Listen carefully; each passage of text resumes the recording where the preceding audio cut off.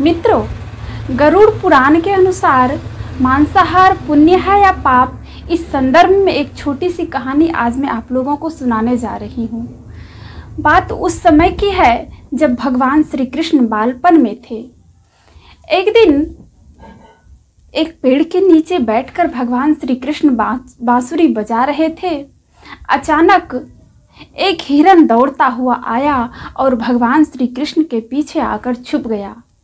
भगवान श्री कृष्ण उस हिरन के सर पर हाथ फेरते हुए कहता है, क्या बात है, बड़ा घबराए हुए लग रहे हो।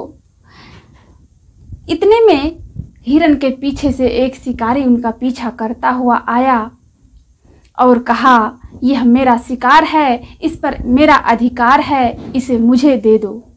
भगवान श्री कृष्ण ने कहा, किसी भी जीवित प्राणी पर केवल और केवल उस व्यक्ति का, उस प्राणी का अधिकार होता है, ना कि किसी और का।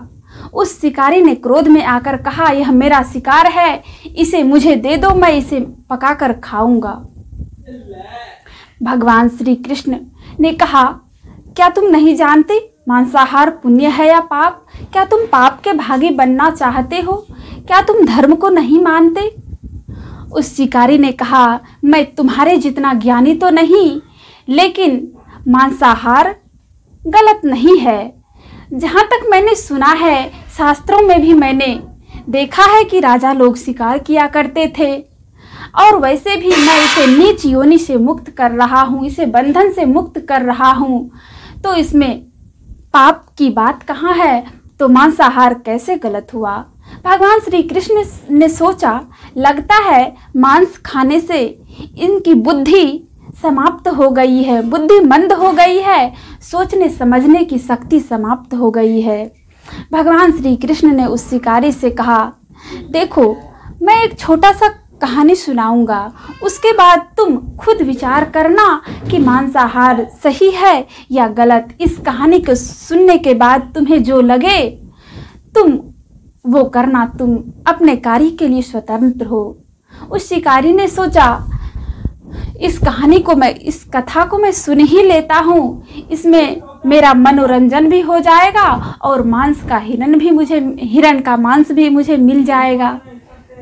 भगवान श्री कृष्ण ने कहा, एक बार मगध में खाद्य संकट प्रारंभ हो गया, अन्न की पैदावार कम हो गई, सभी प्रजागण परेशान होने लगे।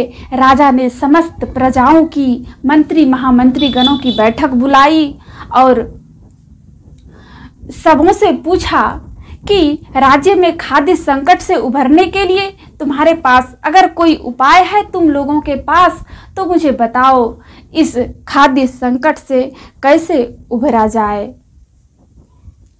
तो एक मंत्री जो कि मांस भक्षण करने वाला था, उसने राजा से कहा, उनके मन में हुआ कि यही मौका है कि राजा से अंधाधुंध शिकार की अनुमति ले ली जाए। और भरी सभा में खड़ा होकर राजा से कहता है, राजन, खाद्य संकट से उभरने के लिए मांसाहार एक अच्छा उपाय है। इससे पौष्टिक भोजन भी मिलता है, स्वास्थ्यवर्धक, और अनाज के इतना परिश्रम भी नहीं करना पड़ता है। लेकिन सभी मंत्रियों ने उस मंत्री का समर्थन तो दिया, लेकिन महामंत्री अभी चुप थे। राजा ने महामंत्री की ओर देखा। महामंत्री ने कहा, इस विचार को लेकर मैं कल आपके सामने आता हूँ। सभा समाप्त हुई और राजा अपने घर को गए। सभी मंत्रीगण अपने घर को चले गए। राजा वह महामंत्री जो था, उसी रात अपने उस मंत्री के पास गया जिसने मांसाहार का प्रस्ताव भरी सभा में रखा था। इतनी देर रात को महामंत्री को अपने घर आते हुए देख वह मंत्री घबरा गया।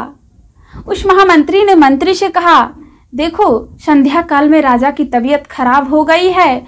वैद्य जी ने जीवित मनुष्य के मांस से इनका उपचार होने वाला है और वैद्य जी ने तुम्हारा ही नाम बताया है। मैं तुम्हारे लिए 1 लाख स्वर्ण मुद्राएं लेकर आया हूँ, इसे तुम अपने पास रख लो और तलवार से काट कर अपने शरीर का थोड़ा सा मांस मुझे दे दो। वह मंत्री डर गया और दौड़ता हुआ अपने घर के अंदर गया और अपने खजाने से 1 लाख स्वर्ण मुद्राएं और लेकर आया और कहा, महामंत्री, मैं आपके पैर पड़ता हूँ, मुझे माफ कर दीजिए। आप इस 1 लाख स्वर्ण मुद्रा और मैं अपनी तरफ से देता हूँ, कृपया मुझे माफ कर दीजिए। मैं इस राज्य को छोड़कर चला जाऊंगा। आप कहें तो मैं आपके राज्य से निकल जाऊंगा, लेकिन जब शरीर ही नहीं रहेगा तो मैं दौलत का क्या करूंगा? जब जीवन ही नहीं रहेगा तो मैं इस स्वर्ण मुद्राओं का क्या करूंगा? महामंत्री को लगा कि लगता है इसे अब मांस की कीमत समझ में आ गई है। लेकिन पुनः महामंत्री ने कहा, देखो, अगर तुम चाहो तो मैं महामंत्री का पद भी तुम्हें दे सकता हूँ। मैं जीवन भर तुम्हारी गुलामी करूंगा, तुम्हारा सेवक बनकर रहूंगा और बड़ी जागीर भी मैं तुम्हें प्रदान करूंगा। तुम्हारे दान से मेरे अच्छे राजा की जान बच सकती है, इसलिए कृपा करके थोड़ा सा अपने शरीर का मांस काट कर मुझे दे दो।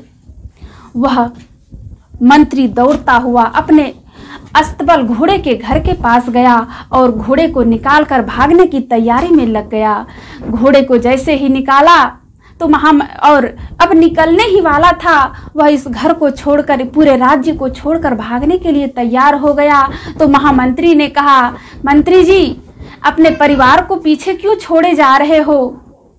उस मंत्री ने कहा, जान बची, जीवन बची तब ना परिवार। मैं अपने जीवन को बचाने के लिए इस राज्य से बाहर जा रहा हूँ, मुझे माफ कर दीजिए मंत्री जी, मैं आपके पैर पड़ता हूँ। महामंत्री ने कहा, कोई बात नहीं, तुम्हें भागने की कोई ज़रूरत नहीं, मैं किसी और मंत्री के पास जाता हूँ और 2 लाख स्वर्ण मुद्राओं को लेकर दूसरी मंत्री के पास वह महामंत्री गया। इस प्रकार वह पूरी रात में उन्होंने 40 लाख स्वर्ण मुद्राएं जमा की।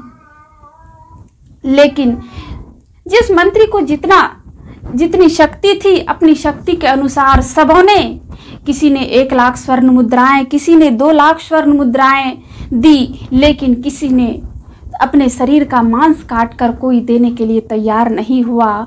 और उस 40 लाख स्वर्ण मुद्राओं को लेकर वह महामंत्री सुबह राजा के दरबार में पहुंचा। सभी मंत्रीगण दरबार में आए। सबों के चेहरे पर यह प्रश्न था कि राजा की तबीयत कैसी है, लेकिन वह रात वाली बात कोई किसी से नहीं कह रहा था। सभी राजा के समाचार को सुनने के लिए आतुर थे। राजा अपने सिंहासन पर आसीन हुए, सभी मंत्रीगण सभा में उपस्थित हुए। सबों ने देखा कि राजा की तबीयत तो ठीक है। महामंत्री उस 40 लाख स्वर्ण मुद्राओं को लेकर राजा के सामने रखा और कहा, राजन, मैं रात भर थोड़ी सी मांस के लिए सभी मंत्रियों के पास बारी बारी से गया, लेकिन यह 40 लाख स्वर्ण मुद्राएं जमा हो गई, लेकिन कोई अपने शरीर का मांस देने के लिए तैयार नहीं हुआ। अब आप ही बताइए कि मांसाहार मांस की कितनी कीमत है? मांसाहार सस्ता है या महंगा? आप विचार करके सभी मंत्रीगणों को समझा दीजिए। और उस 40 लाख स्वर्ण मुद्राओं को सभी प्रजाओं में बांट दिया गया, किसान खेती के लिए, और उस स्वर्ण मुद्राओं को खेती पर लगाया गया, अन्न की पैदावार प्रारंभ की गई और इस प्रकार खाद्य संकट से धीरे धीरे वह राज्य उभर गया। हम लोग विचार करें कि मांस की कितनी कीमत है। अब यह कहानी सुनकर उस शिकारी की आंखें खुल गई। वह शिकारी भगवान श्री कृष्ण के चरणों में पड़कर उन्होंने शपथ ली, उन्होंने कसम खाई कि आज के बाद मैं कभी मांसाहार नहीं करूँगा भगवान, मुझे माफ़ कर दीजिए। मैं मूर्ख था जो मांस भक्षण में इतना जीवन में बिताता रहा। हम लोग भी जानते हैं कि मांसाहार सही है या गलत, मांसाहार करना गलत है या सही।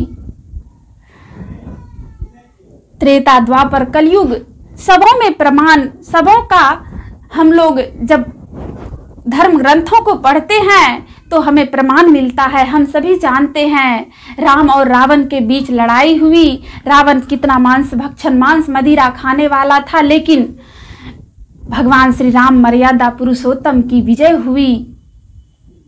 भगवान श्री कृष्ण और कंस के बीच लड़ाई हुई और माखन खाने वाले कृष्ण ने मांसा मदिरा खाने वाले कंस पर विजय प्राप्त किया। अंग्रेज और गांधी जी दोनों के बीच लड़ाई छिड़ी तो हम सभी जानते हैं कि किन की विजय हुई। अतः हमें खुद विचार करना है कि मांसाहार सही है या गलत।